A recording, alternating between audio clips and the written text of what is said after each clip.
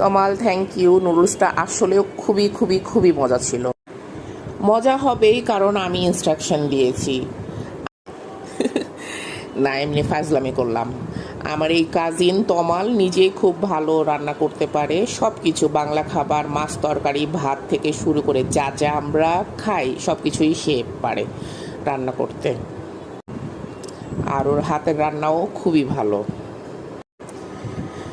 যাই হোক, আজকে আবার ভয়েস দিচ্ছি কারণ আমার আম্মু বলেছে শুধু ওইরকম গানের সাথে ভিডিও দিলেই হবে না, কথা বলতে হবে, যা খুশি তাই কথা বলতে হবে। তো আমি যা খুশি তাই বলছি।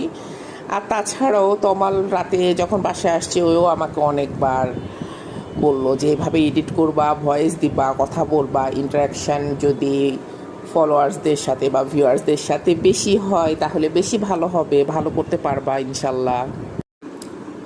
এই তো, এটাই সবাই